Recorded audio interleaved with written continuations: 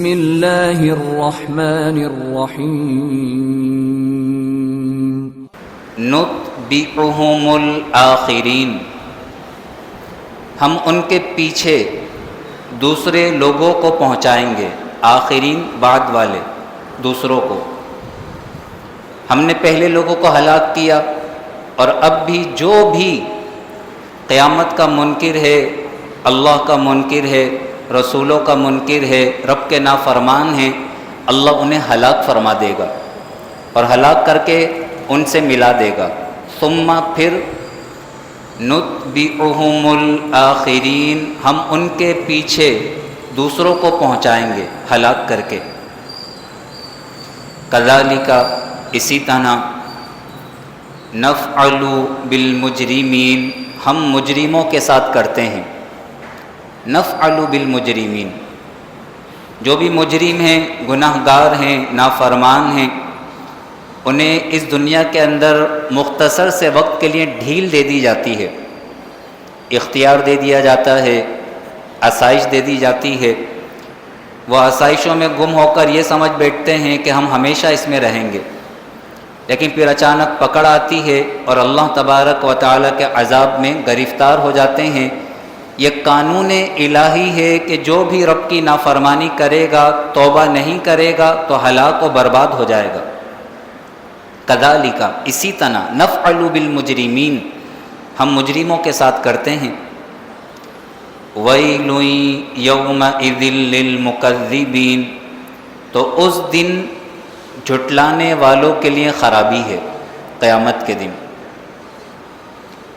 الم نخلقکم من ماء مہین، کیا ہم نے تمہیں ایک بے قدر پانی سے پیدا نہیں کیا؟ مہین ویسے کہتے ہیں ذلیل، حقیر، کمتر کو، اور یہاں مہین سے مراد ہے بے قدر، جسے انسان ناپاک سمجھتا ہے، جسم پر لگ جائے تو فوراً اسے دھو ڈالتا ہے، ناپاک۔ اللہ فرماتا ہے کیا تم اپنی تخلیق پر غور نہیں کرتے؟ ہم نے تمہیں کس چیز سے پیدا کیا؟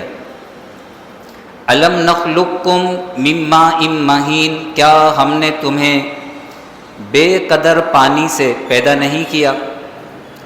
تو جس رب نے تمہیں ایک قطرے سے پیدا کیا ہے، وہی رب اس بات پر قادر ہے کہ تمہیں مارنے کے بعد دوبارہ زندہ کر دے۔ فَجَعَلْنَاهُ فِي قَرَارٍ مَّكِينٍ، تو ہم نے اسے ایک محفوظ مقام پر رکھا۔ قرار مکین، محفوظ مقام۔ محفوظ مقام سے کیا مراد ہے؟ رحم مادر، والدہ کے پیٹ میں، رحم میں۔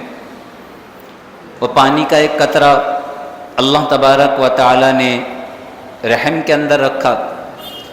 الی قدر معلوم، ایک معلوم مقدار تک، قدر معلوم مقدار، معین وقت۔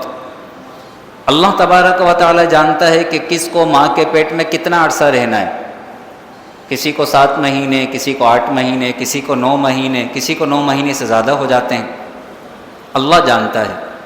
الی قدر معلوم، ایک معلوم مقدار تک، ایک معین وقت تک، جو اس کی ولادت کا وقت ہے۔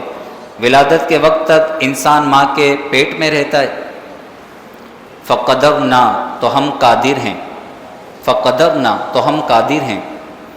فنعم القادرون، اور ہم کیا ہی اچھے قادر ہیں۔ ہم اس بات پر قادر ہیں کہ ایک قطرے سے انسان بنا دیں، تو اس بات پر بھی قادر ہیں کہ اسی انسان کو مرنے کے بعد دوبارہ قبروں سے زندہ کر دیں۔ وَيْلٌ يَوْمَئِذٍ لِّلْمُكَذِّبِينَ، تو اس دن جھٹلانے والوں کے لیے خرابی ہے۔ أَلَمْ نَجْعَلِ الْأَرْضَ كِفَاتًا، کیا ہم نے زمین کو جمع کرنے والا نہیں بنایا؟ زمین بھی اللہ کی قدرت کی بہت بڑی نشانی ہے۔ زمین کے اوپر کروڑوں انسان بس رہے ہیں، جتنے اوپر ہیں اس سے کئی زیادہ زمین کے اندر ہیں جو مٹی بن چکے ہیں۔ اللہ فرماتا ہے کیا ہم نے زمین کو کفاتا، جمع کرنے والا، کیا ہم نے زمین کو جمع کرنے والا نہیں بنایا؟ احیاء و امواتا، زندوں اور مردوں کو، احیاء زندوں کو، و امواتا اور مردوں کو۔ کیا ہم نے اس زمین کو زندوں اور مردوں کو جمع کرنے والا نہیں بنایا کہ زمین کے اوپر زندہ لوگ مکانات بنا کر اس میں زندہ رہ رہے ہیں، اور زمین کے اندر کتنے لوگ وہ مٹی ہو چکے مردہ ہیں. اس زمین کو اللہ نے بنایا ہے احیاء و امواتا، زندہ اور مردہ کو جمع کرنے والا. وجعلنا فیہا رواسی شامخات، اور ہم نے اس زمین میں بڑے مضبوط بلند پہاڑ بنائے. رواسیہ لنگر، چونکہ یہ پہاڑ زمین میں گاڑے گئے ہیں تاکہ زمین حرکت نہ کرے، اس لیے پہاڑوں کو رواسی کہتے ہیں، لنگر. وجعلنا فیہا رواسی شامخات، اور ہم نے اس زمین میں بڑے مضبوط بلند پہاڑ بنائے. وَأَسْقَيْنَاكُمْ مَاءً فُرَاتًا، اور ہم نے تمہیں میٹھے پانی سے سیراب کیا. ماءً پانی، فراتا میٹھا. آسمان سے جو پانی اللہ برساتا ہے، دریاؤں میں نہروں میں جو پانی چلاتا ہے وہ میٹھا ہوتا ہے. اگر یہ سارا کا سارا پانی سمندر کی طرح کھارا ہوتا، کھارا پانی، تو پھر انسان کس طرح اس پانی کو پیتا، کس طرح اپنی ضروریات کو پورا کرتا، کس طرح وہ غسل کرتا، کس طرح کپڑے دھوتا. کھارے پانی میں تو یہ صلاحیت نہیں ہوتی. تو سورہ واقعہ کے اندر اللہ نے نعمتوں کا بیان کیا اور فرمایا اگر ہم اس میٹھے پانی کو کھارا بنا دیں تو بتاؤ اللہ کے سوا کوئی ہے جو اس کھارے پانی کو میٹھا بنائے؟ بہت بڑی نعمت ہے پانی.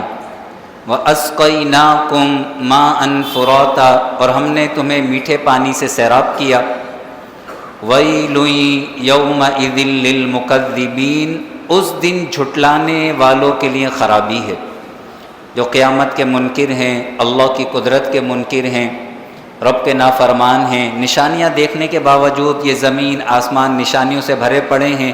انسان کی اپنی ذات اللہ کی قدرت کی بے مثال نشانی ہے.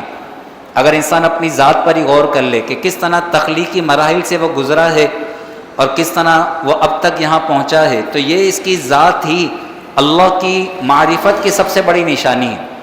اس لیے فرمایا گیا من عرف نفسہ فقد عرف ربہ، جو اپنے آپ کو پہچان لے اس نے رب کو پہچان لیا. معرفت کا سب سے بہترین راز انسان کے اندر چھپا ہے. اللہ تبارک و تعالی ہمیں ہمارے ایمان پر ثابت قدمی نصیب فرمائے. قرآن کی ان آیات کا نور ہمارے سینوں میں داخل فرمائے. آمین. وآخر دعوانا ان الحمد للہ رب العالمین. یا ارحم الراحمین یا الہ العالمین. ہمارے جتنے مرحومین اس زمین میں مدفون ہیں، اے مالک ان کی قبروں میں اس درس قرآن کا نور داخل فرما. ہمارے تمام مرحومین کی بخشش و مغفرت فرما. اے مالک ان کی قبروں کو جنت کے باغات میں سے ایک باغ بنا. زمین کو ان کے لیے نرم فرما، تیری رحمت عطا فرما. اے مالک ہمارے شاہد بھائی کے مرحوم بھائی کی بخشش و مغفرت فرما، ان کی بخشش و مغفرت فرما. ہمارے تمام مرحومین کی بخشش و مغفرت فرما. ہم سب کا خاتمہ ایمان اور عافیت کے ساتھ نصیب فرما. وصلی اللہ تعالی علی خیر خلقہ ونور عرشہ سیدنا و مولانا محمد وعلی آلہ واصحابہ اجمعین. آمین برحمتک یا ارحم الراحمین.